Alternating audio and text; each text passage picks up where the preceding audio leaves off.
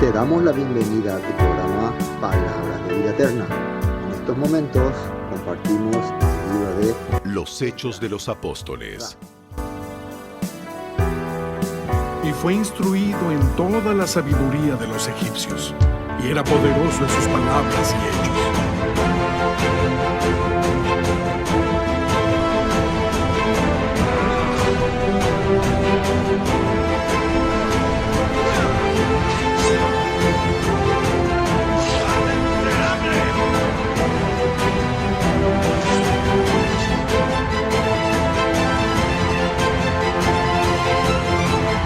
Esa salsa no se consume.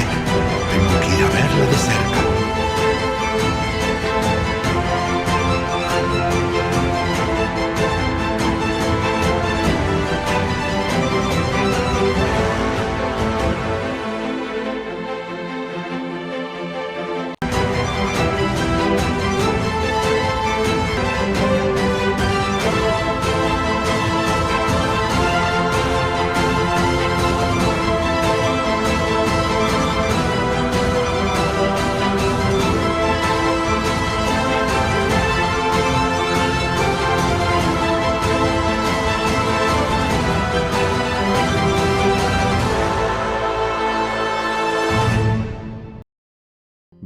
Ya teniendo este punto, ahora sí, hoy vamos a tocar el libro de Hechos capítulo 7, continuación del capítulo anterior 7, que estamos en la defensa de Esteban ante el concilio de los judíos.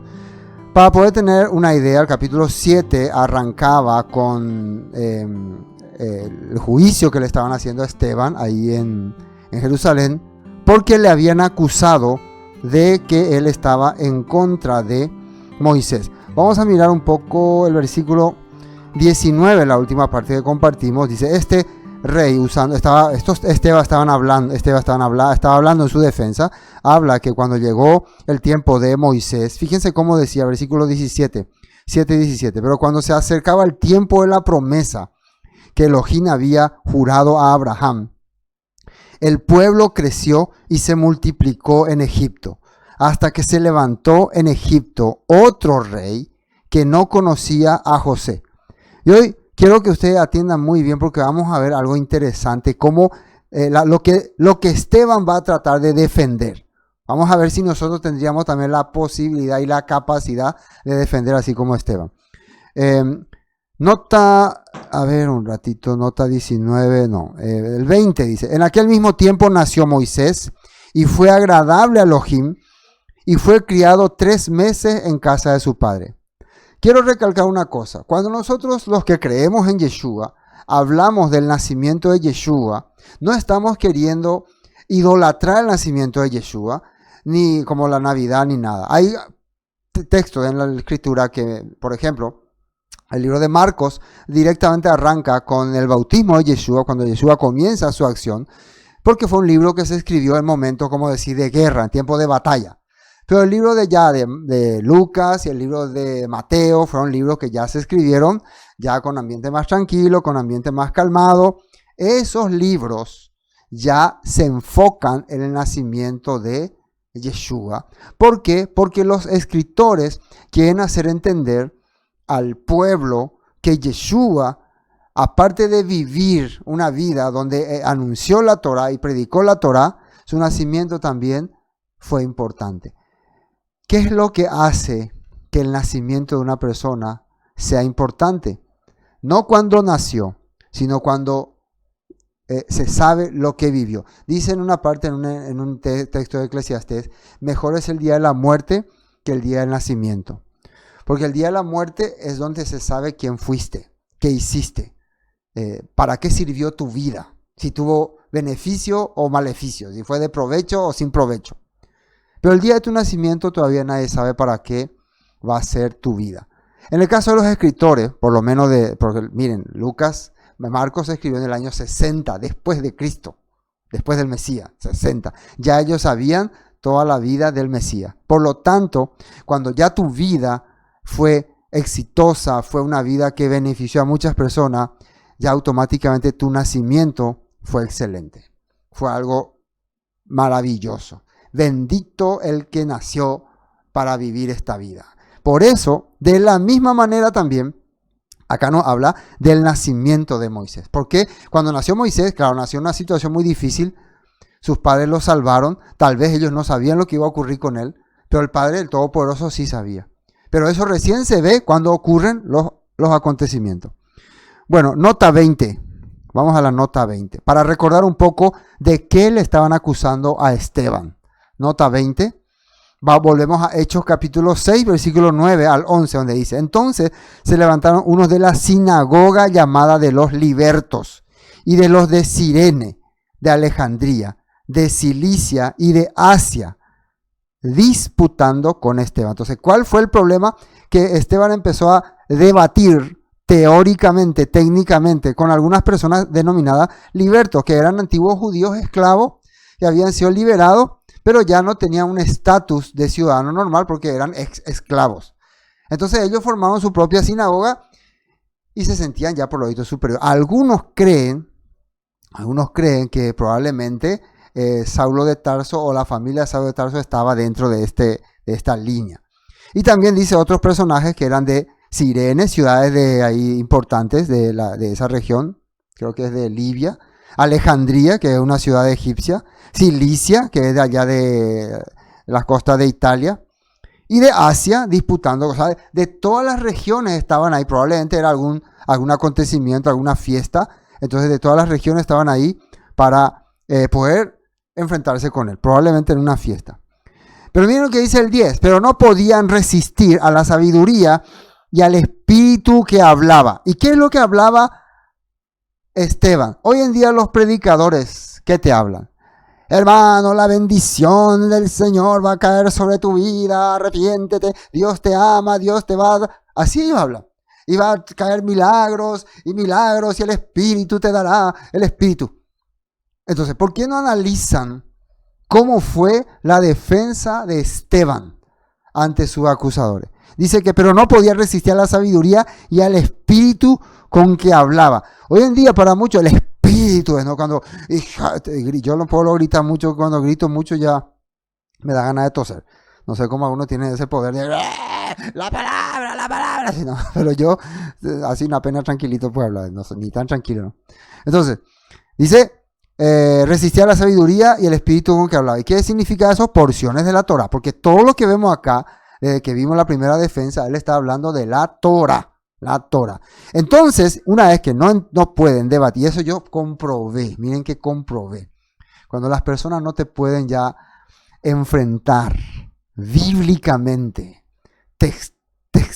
testifísicamente, no sé cómo voy a decir, con textos de la Biblia, ya te atacan tu persona. Como persona nosotros no somos muchas veces, nunca podemos agradarle a todos. Como personas, tal vez tenemos un comportamiento que a algunos le agrada, a otros no, a otros le caemos bien, a otros no le caemos mal, a cualquiera. Pero lastimosamente cuando las personas ya no pueden más, escuché siempre que uno dice, no, contigo no da gusto porque vos sacás la Biblia nomás para defenderte. ¿Y qué uno puede sacar para defenderse? Si vos querés defender tu postura, tenés que sacar la Biblia. ¿No? ¿Qué puedes sacar entonces? Atacar a la persona.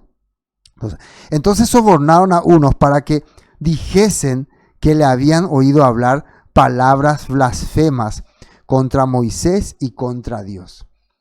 Las personas no te pueden enfrentar. Cuando ya no te pueden enfrentar, entonces empiezan a chismear y murmurar. No, ese predica todo mal, ese está enseñando mal, ese es un falso, no le escuche más. No, yo ya me doy cuenta de lo que es un orgulloso, Satanás le está guiando. Ya.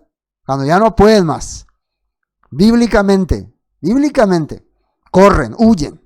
Nadie se atreve. Cuando vamos a debatir bíblicamente, corren, huyen, se escapan, se esconden. Pero ahí es cañijape, sí, a escondida hablan. A escondidas, sí, tiene mucho poder. ¿Por qué? Porque tiene un espíritu de opositor, que llama la Biblia, lo que vimos la vez pasada en Romanos, lo que el apóstol Pablo le llamaba el pecado que mora en mí. Porque muchas veces esta persona ni siquiera quieren actuar así, pero la soberbia, el orgullo y la esclavitud, la falta de libertad, porque Yeshua que decía, si quieren ser mis discípulos verdaderamente, deben conocer las verdades. Y la verdad les hará libres. Deben permanecer en esa palabra. Entonces, como ellos no pueden permanecer en la palabra, son esclavos de la falsedad, de la calumnia, de las mentiras y de las murmuraciones. Eso es lo que le hace existir, le da existencia. Porque la palabra no puede. Así me están captando. Bueno. Hechos 6:13. Y pusieron testigos falsos que decían, este hombre no cesa de hablar palabra blasfema contra este lugar santo y contra la ley, la Torah. Pues hemos oído decir que ese Jesús de Nazaret destruirá este lugar y cambiará las costumbres. ¿Pero de qué costumbres están hablando? De tradiciones e interpretaciones del judaísmo que nos dio Moisés. Ahora, dos cosas que Esteban va a defender ante sus acusadores y que todo creyente también debe saber defender. Número 1. Él ni sus compañeros creyentes en Yeshua están en contra de la ley de Moisés. Yeshua ni los discípulos jamás estaban en contra de la Torah, pero sí tenían que explicar como el espíritu de la Torah decía. Eso es diferente. Número 2, Yeshua vivió y enseñó las cosas que están en la Torah para restaurar, miren ahí, los corazones de los israelitas. Yeshua no vino en ese tiempo a restaurar todavía el reino, lo que ahora muchas personas no comprenden. Y esto vamos a ver que no es un invento, que esto está en la Torah. Esa vivencia que tuvo Yeshua, esa actitud que hizo Yeshua, por la cual Esteban ahora está defendiendo, está en la Torah. Yeshua actuó como la Torah dice que hay que actuar. Se comportó como la Torah dice que hay que comportarse. Y probablemente recibió el favor del Eterno y la bendición del Eterno para ser el ungido del Eterno porque hizo lo que la Torah dice que hay que hacer. Y vamos a ver si es cierto. Bueno, versículo 21. Pero siendo expuesto a la muerte, sigue hablando de Moisés. Esteban sigue defendiéndose, sigue hablando de Moisés. Pero siendo expuesto a la muerte, la hija de Faraón le recogió y le crió como a hijo suyo. Y fue enseñado Moisés en toda la sabiduría de los egipcios, y era poderoso en sus palabras y obras. Dice la Torah que cuando Moisés nació, su vida corrió peligro. Eso está en la Torah. Todo esto que estamos leyendo, todo esto que está Esteban leyendo está en el libro de Éxodo, Éxodo 1, Éxodo 2. Él corrió peligro cuando nació. De la misma forma también cuando Mateo nos quiere hablar, o Lucas nos quiere hablar acerca de Yeshua, nos habla que Yeshua también en su nacimiento corrió peligro. Pero para hacerlo entender nada más. Puede ser que no, puede ser que sí, pero bueno.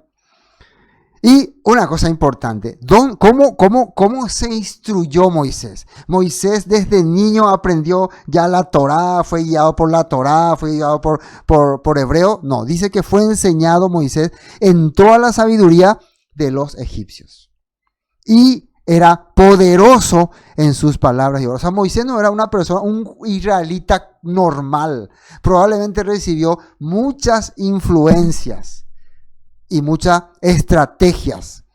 O sea que él fue preparado para actuar. No simplemente se fue allá y, oh Señor, echa sobre mí todo tu poder. No. Fue preparado para actuar. Aunque a muchas personas no les gusta este sistema de que preparemos a la persona para que actúe. Moisés fue preparado. Veamos la nota 22. Moisés. ¿Dónde fue preparado primero? Primero en Egipto. Estuvo 40 años. Como egipcio. Se preparó la nota, vamos a ver la nota, como egipcio. Después fue a Madián. ¿Quiénes eran los madianitas? Madián era antepasado de Abraham. Moisés cuando huyó de Egipto fue a Madián y estuvo otros 40 años siendo preparado ya por un descendiente de Abraham. O sea, primero fue preparado por los egipcios con toda la sabiduría que implicaba ser egipcio, que era la sabiduría del mundo en ese tiempo. No menospreciemos todas las cosas que podemos aprender del sistema, del mundo, las cosas que nos van a servir. Después, con ese sistema vos no vas a poder hacer la voluntad del Padre. Entonces Dios le manda a Madián, donde se encuentra con un descendiente de Abraham, que era Jetro, y aprende otra vez 40 años a vivir como un madianita o como un descendiente de Abraham. Y finalmente va a Sinaí, donde el Todopoderoso le entrega la Torá, y donde nuevamente 40 años tiene que estar ahí en el desierto, siendo instruido por medio de la Torá. Ese es el Moisés que estaba ahí ya a las puertas de Canaán, dando las últimas instrucciones al pueblo. Un Moisés bien preparado, bien instruido y que ha vivido la vida que el Todopoderoso le ha permitido. A esa persona se le llama ungido. Ungido. Ahora, veamos lo que los escritores de los evangelios nos quieren hablar acerca de Yeshua. Mateo 2:19. Pero después de muerto Herodes, he aquí un ángel del Eterno apareció en sueños a José en Egipto, diciendo: levántate, toma al niño y a su madre y vete a la tierra de Israel, porque han muerto los que procuraban la muerte del niño. Entonces él se levantó y tomó al niño y a su madre y vino a la tierra de Israel. Pero oyendo que Arquelao reinaba en Judea, en lugar de Herodes, su padre, tuvo temor de ir allá, pero avisado por revelación en sueños, se fue a la región de Galilea y vino y habitó a la ciudad que se llama Nazaret, para que se cumpliese lo que fue dicho por los profetas, que había de ser llamado Nazareno. Entonces, cuando nosotros vemos la vida de Yeshua, sus primeros años, donde Yeshua se formó, ¿en Jerusalén? ¿En Belén? No, en Egipto. Se formó como egipcio, no sé, probablemente el año 6 o el año 7 en que murió Herodes el Grande y ocupó a Arquelao el trono, así, según la historia es el año 6, 7, puede ser más, ¿no? Son probables. Probablemente, desde mi perspectiva, Yeshua habrá vivido más allá. Se formó más en Egipto. Y uno diría: no, hereje, pastor, ya está ya otra vez denigrando a Yeshua, haciéndonos creer que él se formó como egipcio. No, eso es una herejía. Pero bueno, entonces Moisés también es 40 años de hereje, porque se formó como egipcio neto. Entonces, viene de Egipto a Nazaret y allí recibe instrucción, probablemente de sus padres, José y María, sobre lo que era la Torá. Porque dice, vamos a ver otro texto, Lucas 2:39, después de haber cumplido con todo lo prescrito en la ley del Señor, volvieron a Galilea, a su ciudad de Nazaret, y el niño crecía y se fortalecía y se llenaba de, ¿qué dice ahí? Sabiduría. Alguien le daba sabiduría. No, pastor, vos no entendés. Yeshua era Dios luego. Él ya recibía ya sabiduría solo. Entonces, bueno, pero la Biblia está diciendo que se llenaba de sabiduría. Estaba en Egipto, ahora estaba en Jerusalén, le llevaban cada tiempo y la gracia de Elohim era sobre él. Y el niño crecía y se fortalecía y se llenaba de sabiduría y la gracia de Elohim era sobre él. Y si uno lee este texto, dice que ellos iban cada año a Jerusalén y Yeshua generalmente se sentaba ahí con los doctores y le hacía preguntas y muchas veces respondía a preguntas. Y te acuerdan que se quedó inclusive 3 días perdido por ahí, pero él estaba ahí. Quiere decir que él tenía interés de la Torá, interés de aprender y de responder y de preguntar y de responder y de preguntar desde que era niño. Ahora, estos son comentarios extra bíblicos. Yo no digo que esto sea cierto, pero la gente que investiga y que analiza, y muchas veces son gente que ni siquiera tienen la intención de hablar mal de Yeshua, sino que se han encontrado fuentes donde inclusive aparecen los nombres de Yeshua o de Jesús con otros nombres, y que cuentan que Yeshua, probablemente en el lapso en que él ya era joven, hizo viajes a otras partes. Recuerden, son comentarios extra bíblicos que uno cuando quiere estudiar la Biblia seriamente los comenta. Bueno, hay comentarios que dicen que Yeshua en su edad de adolescencia, o sea, probablemente cuando ya era un poco mayor, estuvo en la India aprendiendo la cultura hindú, estuvo también en Arabia aprendiendo la cultura árabe, y estuvo también en un lugar, en el Tíbet, allá hacia China, ¿no? Dice, ¿no? aprendiendo culturas orientales. Recuerden, son comentarios extra bíblicos. Entonces, si Yeshua fue una persona que recibió mucha instrucción de todos los ámbitos, ¿eso sería algo que le impediría ser un ungido, ser una persona preparada? Vemos que no, porque nuestro maestro grande Moisés, 40 años fue instruido en Egipto y otros 40 años recibió instrucción de madianitas. Entonces, para poder tener en cuenta. Bueno, entonces, Moisés en toda la sabiduría de los egipcios y era poderoso en su palabra. Y fíjense que Esteban está recalcando eso de que Moisés recibió sabiduría de los egipcios. Cuando hubo cumplido la edad de 40 años, le vino al corazón el visitar a sus hermanos los hijos de Israel.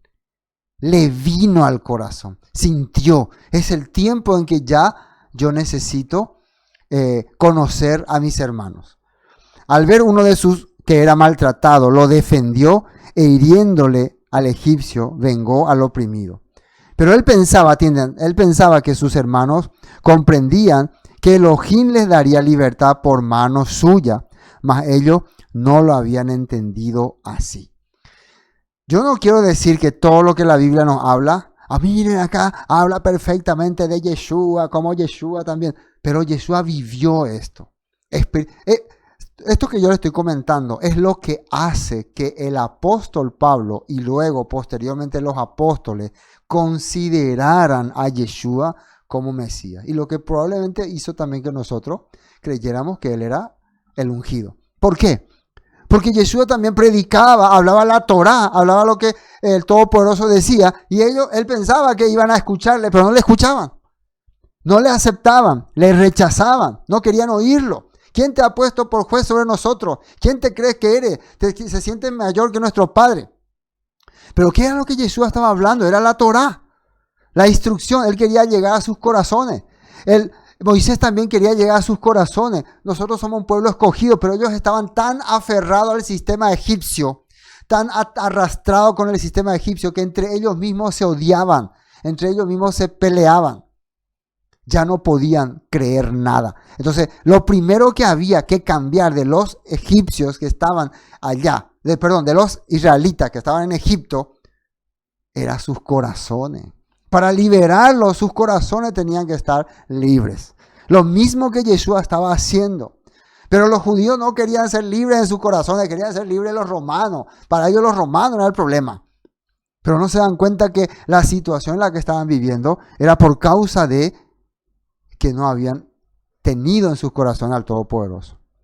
Y al día siguiente se presentó a uno de ellos, versículo 26, que reñía y los ponía en paz, diciendo: varones hermanos sois, ¿por qué os maltratáis el uno al otro? Miren, ¿qué es lo que Moisés está tratando de hacerle entender a los israelitas? Son hermanos, ustedes no tienen que odiarse. ¿Se acuerdan que él le decía a Yeshua? Judíos, samaritanos, no se quieren entre sí, le dijo la samaritana, ¿no? Llegará la hora en que Dios no va a mirar más ni judío ni samaritano, sino el verdadero adorador del Padre. Vinieron griegos que querían también hablar con él. Dijo Yeshua: el trigo cuando muere es porque va a traer a muchos así. Entonces Yeshua también estaba haciendo esto, tratar de reconciliar a los hermanos, a los israelitas, a los que estaban esparcidos. Por medio de Moisés se uniría también un pueblo esparcido que eran los madianitas. Pero él pensaba que sus hermanos comprendían que Elohim les daría libertad por mano suya, mas ellos no lo habían entendido así.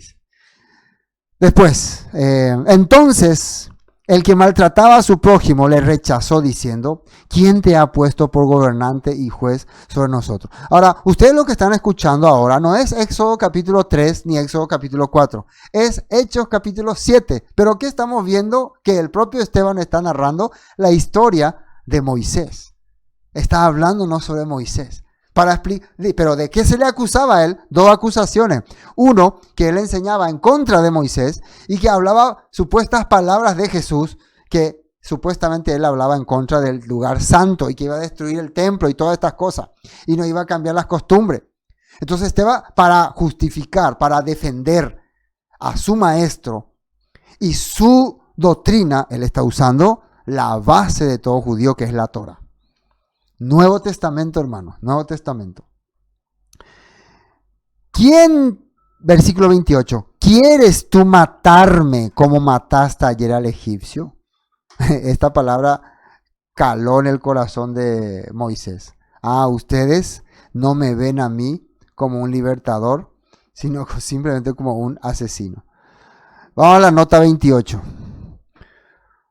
¿Qué dice en Juan 5:45? Nota 28.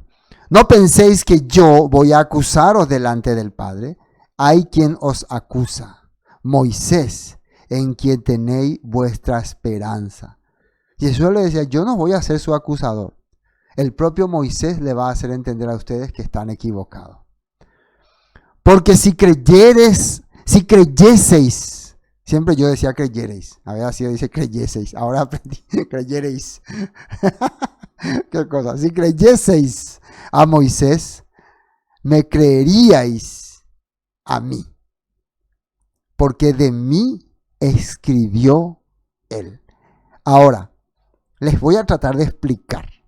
El libro de Juan es un libro embellecido, redactado con un formato de belleza literaria, que no está en un formato tosco, ni así vulgar, sino trata de darle belleza y de resaltar la figura de Yeshua, y por eso habla siempre mí, yo, mí, que en mí y en mí. Pero cuando vos descomprimí eso, cuando vos quitás ese adorno literario, entendé que acá lo que Yeshua está diciendo es: Moisés vivió y enseñó como yo estoy viviendo y les estoy enseñando. Moisés hizo estas cosas. Ahora, ¿y por qué yo hago las cosas que Moisés hizo? Porque esa es la voluntad del Todopoderoso. ¿Por qué él le llama mi padre? Porque mi padre es cuando yo sigo su voz. Yo también puedo decirle mi padre, porque yo sigo su voz. Si vos no seguís su voz, ¿cómo le puedes llamar que es tu padre? Si vos haces tu propio deseo, tu propia voluntad, querés figurar nomás como creyente, no cuadra que le llame mi padre. Aunque le llame, no te va a reconocer. Porque Yeshua le llamaba a mi padre porque él vivía, hacía, actuaba como Yeshua, como el Creador quería. Entonces, porque si creyeres a Moisés, me creerías a mí. Porque de mí escribió él. O sea, las cosas que ustedes ven que yo hago, Moisés hizo. Y las cosas que ustedes ven que yo digo, Moisés dijo. ¿Y cómo ustedes pueden saber eso? Porque tienen los escritos. Los escritos. Por eso más arriba en este mismo capítulo dice, escudriñad las escrituras. Porque allí están la forma en que ustedes pueden tener la vida eterna. Pero si no creéis o creen a sus escritos, ¿cómo creeréis a mis palabras? O sea, los escritos de Moisés y mis palabras son semejantes, se asemejan. Los escritos de Moisés y su palabra son semejantes. Entonces, ¿Yeshua qué era entonces? Yeshua era un discípulo de Moisés. ¿Por qué dice que Moisés era superior?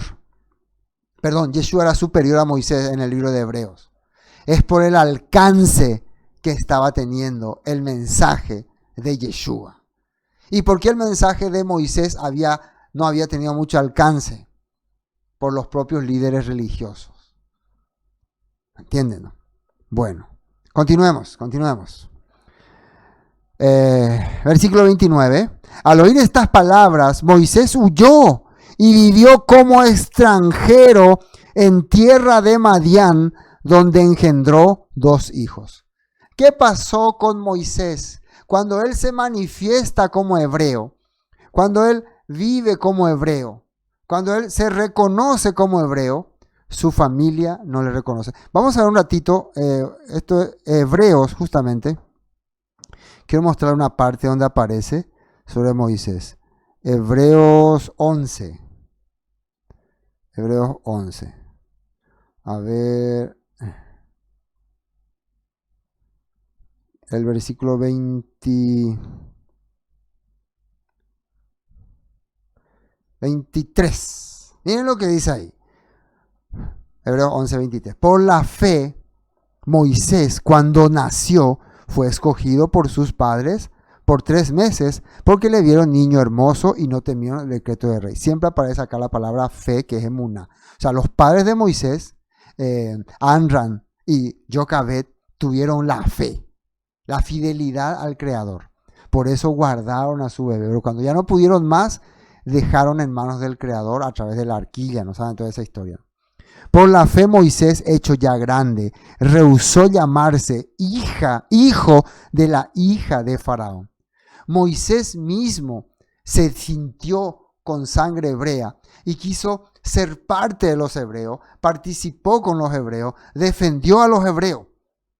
Él, así dice, y porque tuvo la fe y se le vino en su corazón la fidelidad a su padre, aunque no tenía mucha instrucción.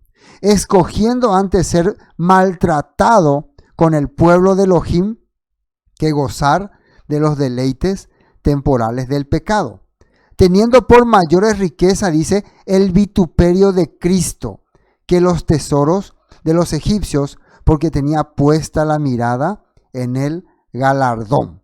Ahora, esta palabra vituperio de Cristo, probablemente el que hablaba decía, tuvo por mayor el sufrimiento de un ungido, porque no creo que Moisés ya le haya visto a Cristo, pero vio esa figura de Salvador, y aunque sabía que un Salvador, o sea, un egipcio que se rehúsa al faraón, va a pasar penuria, él no tuvo temor de eso.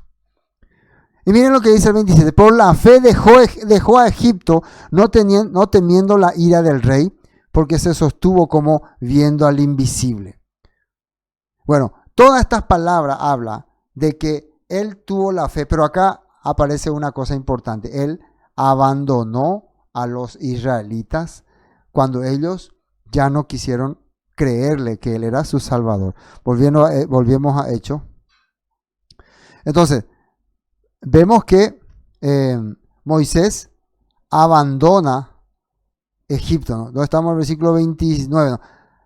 Al oír estas palabras, Moisés, que dice, huyó y vivió como extranjero en tierra de Madián, donde engendró 2 hijos. Bueno, no quiero ser muy profético, ¿no? Pero tengo que explicar. ¿Quién tuvo que desaparecer del plan del Padre, de la presencia de los judíos? Porque no le quisieron aceptar. Yeshua. ¿Y dónde estuvo Yeshua? Aunque físicamente no, pero espiritualmente, a través de sus discípulos, en el extranjero. ¿Haciendo qué cosa? Engendrando hijos. ¿Quién eran esos hijos? Eran descendientes de Abraham. Descendientes de Abraham. ¿Eso quién entendió? El apóstol Pablo. A través de Yeshua, la simiente de Abraham, la que está regada entre las naciones, van a ser uno otra vez con la voluntad del Todopoderoso. Y ese era Moisés. Entonces nosotros estamos hablando de la Torá, no estamos hablando del Nuevo Testamento. Estamos hablando que Moisés hizo que Madián, que es un descendiente de Abraham, pero estaba fuera, regrese al pueblo de Israel. Y se casó con la madianita y engendró hijos con ella. Y sus hijos fueron parte del pueblo de Israel. La Biblia nos enseña ese punto. Pasados 40 años, versículo 30, un ángel se le apareció en el desierto del monte Sinaí en la llama de fuego de una zarza. Finalmente, 40 años después, Moisés tiene el llamado. Moisés. Mucho tiempo, mucho acontecimiento pasó, pero el Padre le llama. ¿Para qué? ¿Cuál es el objetivo de ese llamado? Ir a rescatar a su pueblo. Primero, el Padre le preparó, le presentó a los judíos como un hebreo y después tuvo que partir, tuvo que desaparecer un largo tiempo para presentarse nuevamente, pero esta vez para liberar a su pueblo y llevarlos a la tierra prometida. Amén. Pasado 40 años, un ángel se le apareció al desierto del monte Sinaí en la llama de fuego en una zarza. Yo lo que me pregunto es, ¿por qué esto se le está explicando a los líderes religiosos? ¿Por qué? ¿Qué es la intención de Esteban? Relatándote la vida de nuestro maestro, Moisés. ¿Cómo pueden acusarle de que él está en contra de Moisés? Entonces Moisés, mirando, se maravilló de la visión, y acercándose para observar, vino a él la voz del Señor, de Hashem, de Yahweh, del Eterno.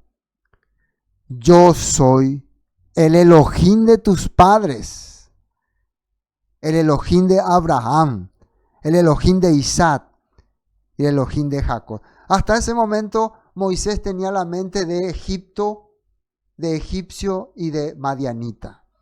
Pero ahora el Todopoderoso lo hace así: no, yo soy ese poder que guió a Abraham, que le sacó de Ur de los Caldeos, que le dio la promesa de que le daría una tierra prometida, que guió a Isaac, que también bendijo su vida, que guió a Jacob, del cual salieron los 12 patriarcas, y que habitaron en Egipto y ahora son una nación.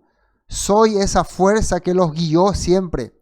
Ahora me estoy presentando ante ti, porque quiero que sea mi luz, quiero que sea mi or, quiero ungirte como mi siervo. ¿Para qué? Para que liberes a mi pueblo. ¿Por qué el Señor nomás no le libera? ¿Por qué el Todopoderoso nomás no iba y le mataba al faraón y le liberaba? Porque Elohim trabaja con un mediador. Siempre trabaja con un mediador. Ahora, 32. Yo soy el Elohim. Versículo 33. Y le dijo el Eterno: quita el calzado de tus pies, porque el lugar en que estás es tierra santa. Ahora vamos a analizar un poco esto. Recuerden, esto es palabra que está en la Torah. Todo esto está en la Torah. Esto probablemente está en Éxodo capítulo 2. Ahí está.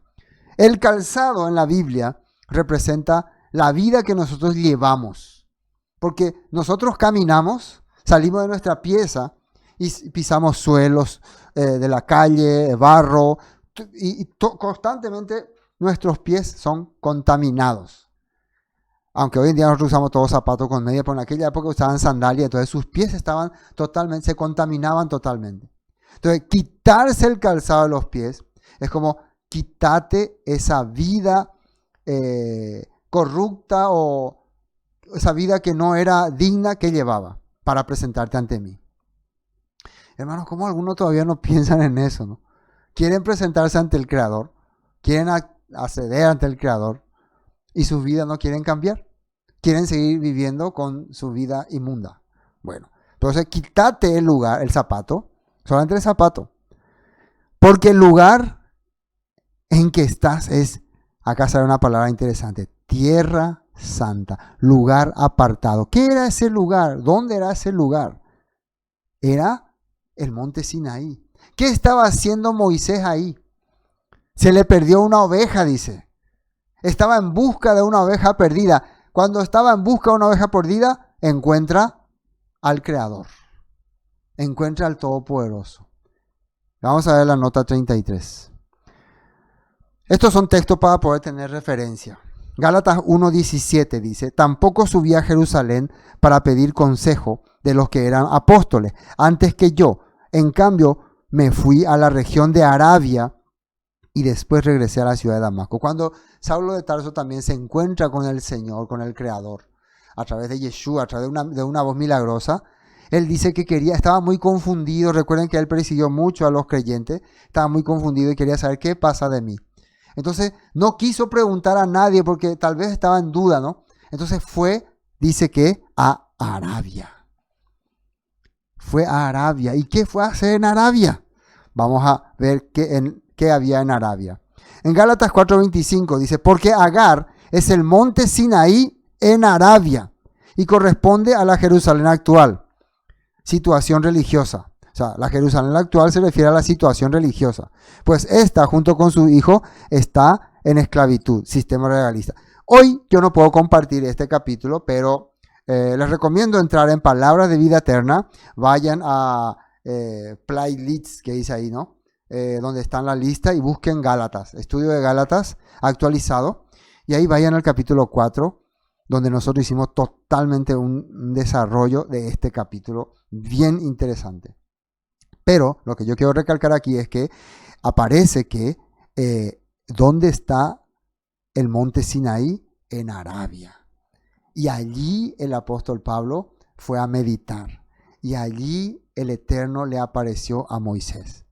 ¿Por qué Arabia sería llamada Tierra Santa? En otra versión dice, y ahora Jerusalén es igual al monte Sinaí en Arabia, porque la ciudad y sus hijos viven bajo la esclavitud de la ley, radicalismo judaizante. Ahora miren, Éxodo 19:1. Éxodo 19:1 dice así. Exactamente 2 meses después de haber salido de Egipto, los israelitas llegaron al desierto de Sinaí, dice. Nosotros siempre creemos que el Sinaí, o sea, el monte Sinaí estaba en la península de Sinaí, que le dieron ese nombre en el tiempo del catolicismo. Pero en realidad, de acuerdo a la escritura, el Sinaí, el desierto de Sinaí estaba en Arabia. Éxodo 19:5. Eso, cuando ellos llegaron al Sinaí, al desierto de Arabia, se le manifestó el Todopoderoso a los israelitas y le dijo: ahora pues, si dieres oído a mi voz y guardareis mi pacto, vosotros seréis mi especial tesoro sobre todos los pueblos, porque mía es toda la tierra. Y vosotros me seréis un reino de sacerdotes y ¿qué cosa? Gente santa. Estas son las palabras que dirás a los hijos de Israel. El lugar era santo porque el Todopoderoso allí iba a preparar gente santa. O sea, lugar santo no vale nada si no hay gente santa. La gente santa es lo que vale. El lugar es santo porque va a haber gente santa o porque hay gente santa. Entonces, algunas personas santifican mucho algunos lugares, algún templo, algún sitio, pero ahí no hay ninguna gente santa. Ahora, ¿y por qué va a haber ahí gente santa? Éxodo 19:16. Aconteció que al tercer día, cuando vino la mañana, vinieron truenos y relámpagos y espesa nube sobre el monte y sonido de bocina muy fuerte, y se estremeció todo el pueblo que estaba en el campamento, dice. Sonido de bocina muy fuerte. ¿Qué pasó aquí? El Todopoderoso les dio los 10 mandamientos. La Torá descendió en el monte Sinaí. Y esa Torá, esa instrucción, es lo que le hizo a ellos ser santo. Entonces, Esteban está hablando, nuestro padre, nuestro antepasado Moisés estuvo en un lugar que era santo. ¿Por qué era santo ese lugar? Porque allí recibimos los mandamientos. Versículo 34. Ciertamente he visto la aflicción de mi pueblo que está en Egipto, y he oído su gemido, y he descendido para liberarlos. Ahora pues, ven, te enviaré a Egipto. Eso era lo que decía en Éxodo. Ahora vuelve a hablar Esteban. A este Moisés, a quien habían rechazado, diciendo: ¿quién te ha puesto por gobernante y juez? A este lo envió Elohim como gobernante y libertador por mano del ángel que se le apareció en la zarza. O sea, recuerden, Esteban está defendiendo su postura sobre la Torá y defendiendo a su maestro Yeshua. Mi maestro Yeshua nos enseñó, o les enseñó a los apóstoles, tal vez él no le vio a Yeshua, no sabemos, puede ser que sí, puede ser que no. Nos enseñó a hablar la Torá, a transmitir la Torá, a restaurar el corazón de las personas a través de la Torá. Pero los líderes, ustedes, le rechazaron. Moisés, ¿qué quería? Moisés recibió el corazón de liberar a su pueblo, el deseo de liberar a su pueblo, pero su pueblo le rechazó. Por eso el Todopoderoso le ungió y le puso como gobernador, le dio autoridad, le dio poder. Vos vas a ser líder sobre el pueblo, vas a gobernar sobre ello. ¿Y se acuerdan que dijo Moisés? ¿Y cómo me van a creer? No me van a creer. ¿Quién pico yo que era egipcio ahora viene como un ancianito pastor? No me van a creer. Versículo 36. Este los sacó habiendo hecho prodigios y señales en tierra de Egipto y en el Mar Rojo y en el desierto por 40 años. ¿Cómo Dios podía confirmar que Moisés era autoridad para su pueblo? Prodigios y señales. Prodigios y señales. Y ahora ustedes me van a decir: ve, pastor, si no hay prodigios y señales, uno no puede creer en nadie. Ahora, ¿cuál era el objetivo de los prodigios y señales? Esto quiero explicar. Todos los israelitas creyeron en los prodigios y señales, pero no en el objetivo de los prodigios y señales. El objetivo de los prodigios y señales era ser libre para recibir las instrucciones del Padre y llegar a la tierra prometida. Ellos recibieron los prodigios y señales, pero querían vivir su propia vida. No me diga Moisés qué tengo que hacer. No me moleste, no me interrumpa. Yo quiero hacer mi propia vida y por eso al final los prodigios y las señales no les sirvió para nada y su vida fue de los israelitas un fracaso y murieron en el desierto. Ahora, fíjense bien los primeros prodigios y señales que le iba a dar el Todopoderoso y ya vamos a ir terminando. Éxodo 4, versículo 1 dice: Entonces Moisés respondió diciendo: He aquí que ellos no me creerán, ni oirán mi voz, porque dirán: no te apareció Yahweh. Ahora, vamos a ir un poco a ese capítulo y con eso terminamos. Vamos a Éxodo 4. Éxodo 4, versículo 1. Bueno, dice así: Entonces Moisés respondió diciendo: He aquí, ellos no me creerán, ni oirán mi voz, porque dirán: no te apareció el Eterno. O sea, los judíos no van a creer, los israelitas no van a creer. No, mentiroso, mentiroso, mentira. Lo único que existe es Faraón como rey. Faraón es nuestro rey. ¿Se acuerdan a Yeshua que le decían cuando él estaba condenado? Nuestro único gobernante es César. Solamente César. El único rey es César. También acá no van a creer. Entonces, ahora, ¿cómo podrían creer? ¿Cómo iba a haber grupos que sí iban a creer? Y Yahweh dijo, versículo 2, ¿qué es eso que tienes en tu mano? Y él respondió: una vara. Una vara, porque usaban como bastón. Él le dijo: echa en tierra. Y él la echó en la tierra y se hizo una culebra. Y Moisés huía de la culebra. La culebra, la serpiente, en la Torá está representado como la voz del maligno, como la fuerza del mal, como la fuerza que se opone al Creador. Nosotros le llamamos la serpiente antigua o Hasatán. La palabra Hasatán quiere decir el adversario, el opositor, la oposición, lo contrario. Entonces, a su bastón que Moisés estaba usando como su protección, como fuerza de apoyo, el Eterno de repente le convierte en su opositor, en el que le va a hacer la contra, en el que va a hacer la guerra. Entonces, ¿qué le dice? Él le dijo: échala en la tierra, y él la echó en la tierra. Y se hizo una culebra y Moisés huía. Entonces dijo Yahweh a Moisés: extiende tu mano y tómala por la cola. Y él extendió su mano y la tomó y se volvió vara en su mano. Entonces extendió la vara, o sea, tiró la vara y después le dijo: tómala por la cola. Acá tengo una vara, ¿te ven? Entonces la vara, cuando uno echa así en el suelo, la agarra en el medio, ¿no? O puede agarrar por la cola como es vara. Pero si esto es una serpiente y vos la agarras así a la serpiente por la cola, la serpiente ahí se va a dar la vuelta y te va a morder. Entonces siempre a la serpiente se le tiene que agarrar así de la cabeza, ¿no? Así no. Entonces la cola no tiene poder. Pero si vos le agarras la cola, le vas a dar el poder de que te muerda. Ahora, ¿qué significa agarrarle a una serpiente por la cola? Quiere decir, Dios le está enseñando a Moisés: vos vas a tener la autoridad sobre el que se te opone. El que se te opone va a querer atacarte, pero cuando quiera atacarte va a convertirse en palo. O sea, va a perder su fuerza, ya no va a ser serpiente. Cuando está como serpiente ahí, te va a quedar. Cuando vos le vas a agarrar, ya va a quedarse bajo tu poder. Vas a quedarse como tu vara. Vas a tener dominio sobre tus opositores. Entonces, primera señal: los opositores no van a tener poder sobre tu vida. Esa es la primera señal. ¿Cómo se logra eso? ¿Cómo se logra que los opositores no tengan poder?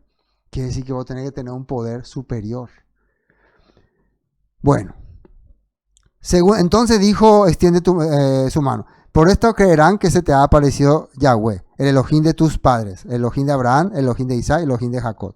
No es simplemente por el milagro ese, sino es una representación, es un simbolismo de que los opositores no van a tener poder. Faraón y todo lo que se te oponga no van a poder contra ti.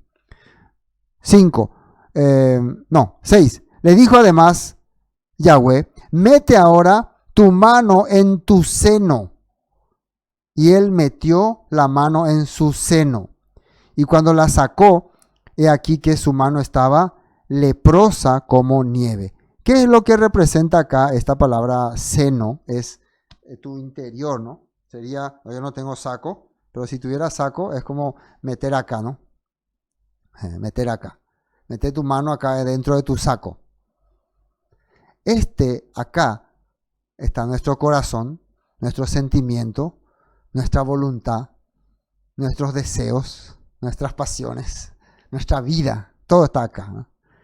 Entonces, el Todopoderoso le quería hacer entender a Moisés, lo primero que vos vas a hacer para que te crean es hacerle entender a tu pueblo que ellos están apartados de mí, que ellos viven una vida de leproso. Por eso cuando sacó, dice que estaba leproso, estaba con lepra.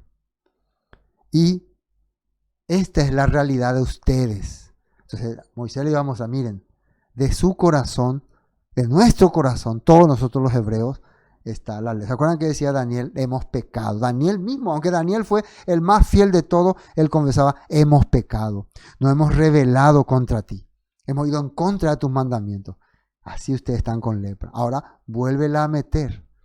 Vuelve a tocar el corazón de ellos.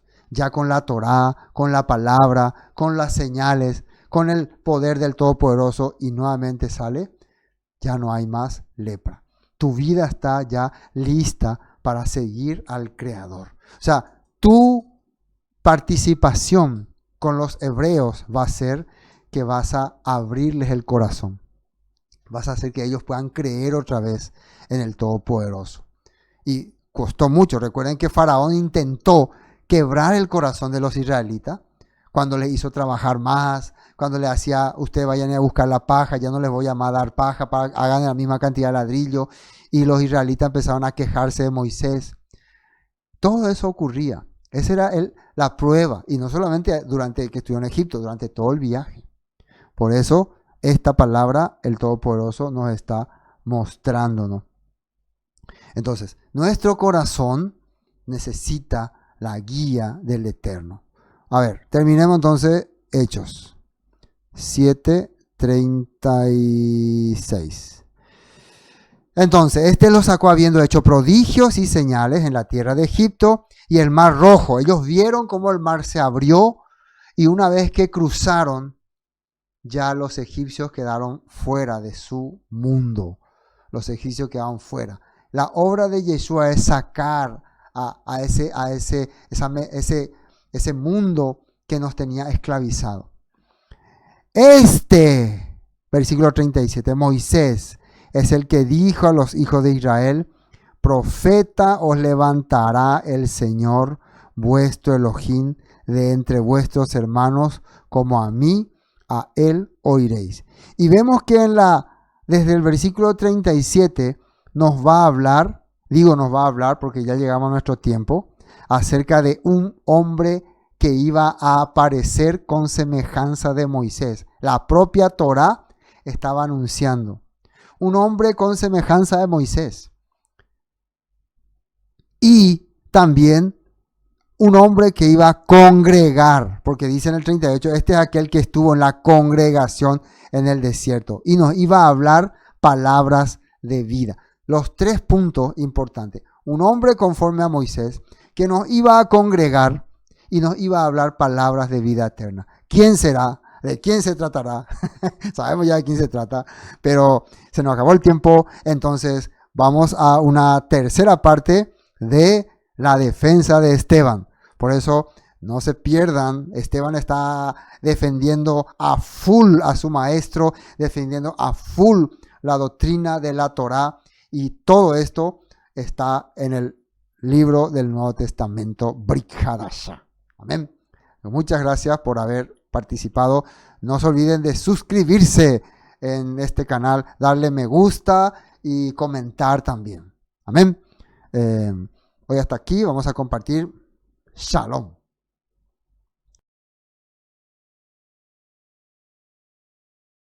Pero como se acercaba el tiempo de la promesa, la cual Dios había jurado a Abraham, el pueblo se multiplicó en Egipto.